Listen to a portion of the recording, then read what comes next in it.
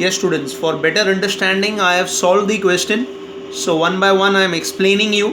You can copy it down and you can practice it. Okay, so let's empty the trial balance. Trial balance item have one effect: land and building 40,000, furniture 18,000, machinery 40,000, सब पे depreciation दिया है, right in the inner column.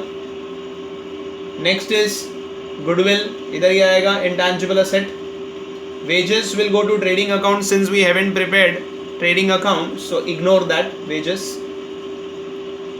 Next क्या दिया है? Current account, Moon का debit balance, तो Moon के कॉलम में आ जाएगा 4,000. 8% debenture, 8% debenture balance sheet asset.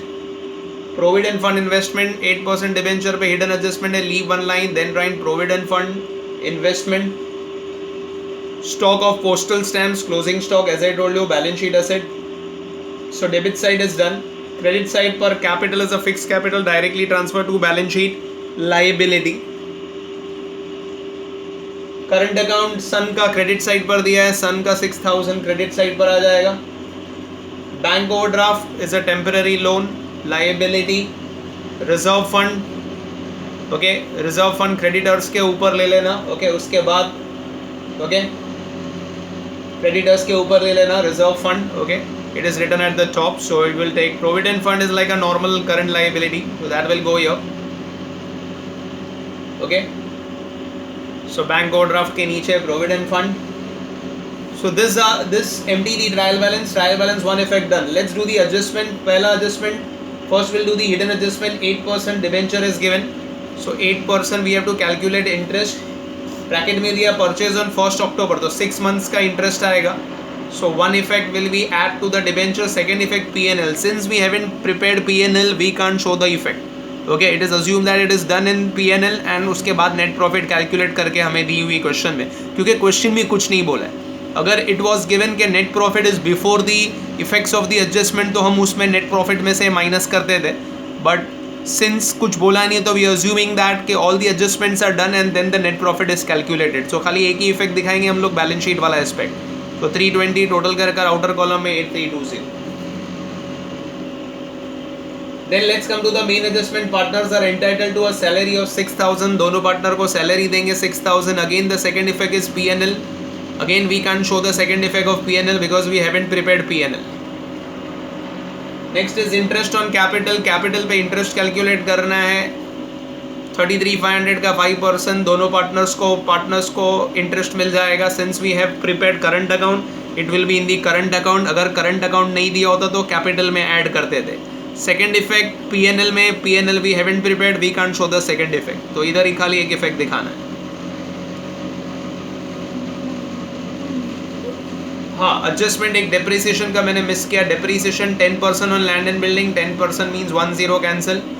Furniture पे 5%, 10% is 1800, 5% is half of that, minus करके आउटर कॉलम में अमाउंट्स निकाल लो. मशीनरी पे depreciation is 3% students, but machinery पे उधर ब्रैकेट में बोला it is purchased on 1 July. Trial balance में देखो उधर दिया है. सो जुलाई में परचेज किया, तो जुलाई से मार्च तक मीन्स 9 months का डेप्रीसिएशन आएगा. 9 months, I hope so you can view this. 9 months का depreciation 40,000. 1% means 20 cancel. 400 is for the full year. Okay, 20 cancel. Okay, so 40,000 दिया हुआ है इधर. ओके, कितना परसेंट डेप्रीसिएशन दिया हुआ है आपको? 40,000. 40,000 पे you have to calculate 3%. So 3% for 9 months you have to calculate. So 40,000 into 3%. Okay. So 1% is 400, 3% is 3 times of that. That is 1200. पूरे साल का 1200 रुपया. 6 months का half of that and 3 months का half of that. So 1200 का half 600, 600 का half 300. Okay. And 300 is for 3 months, so you can calculate in that manner also. Okay, so 9 months का it will be 900. और मैं इधर ने तो उसका वर्किंग भी आपको बता देता हूँ. ठीक है, the working I can show you here. 40,000 into 3% for 9 months. 0 0 get cancel. Okay, 3 3s are 9, 3 4s are 12, 4 1s are 4 1s are 20, 100 into 3 300, 300 into 3 900. कैसे भी आप कैलकुलेट कर सकते हो. You can use my shortcut और you can use this way also. You can calculate. Okay, 40,000 into 3 upon 100 into 9 by 12, that comes as 900. So one effect 900, that is less from the concern asset, and second effect goes to profit and loss account. Again we haven't prepared P&L, we can't show the second effect. तो सबका depreciation कर लो और minus करके outer column में आ जाएगा. Next after depreciation is closing stock. Closing stock trading account वाला effect you can show. खाली बैलेंस शीट वाला दिखाएंगे. इस बार खाली बैलेंस शीट है. पिछले क्वेश्चन में खाली ट्रेडिंग था तो ट्रेडिंग वाला इफेक्ट दिखाया था. So only in the balance sheet. Wages include 1000 paid as an advance to the worker. तो एक वेजेस से लेस करेंगे. Again trading account we haven't prepared तो वो इफेक्ट नहीं बताएंगे. बट सेकेंड इफेक्ट प्रीपेड का comes in balance sheet asset. So prepaid wages 1000 will come here. Interest due but not paid, again interest will one effect. Outstanding will show in P&L. P&L बनाया नहीं है, we can't show, but second effect इधर दिखा देंगे. Outstanding interest 800. Net profit दिया है 38,113. Starting में बोला है profit and loss is equal, so equal ratio में डिस्ट्रीब्यूट कर दिया.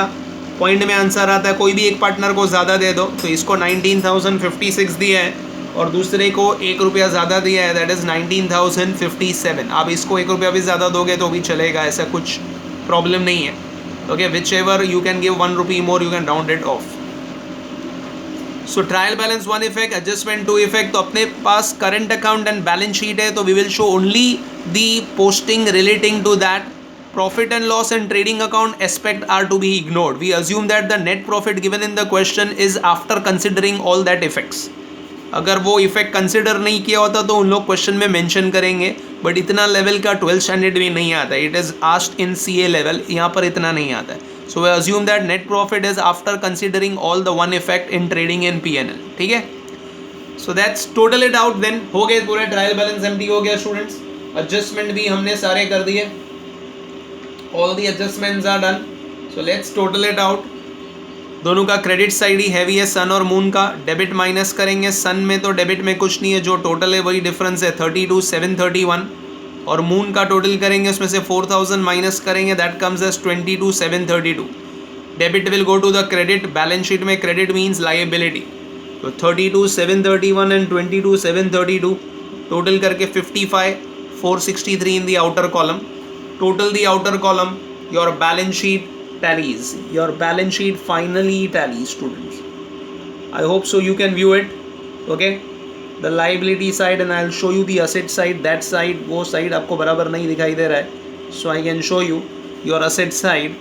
It tallies at 1,68,263. 1,68,263.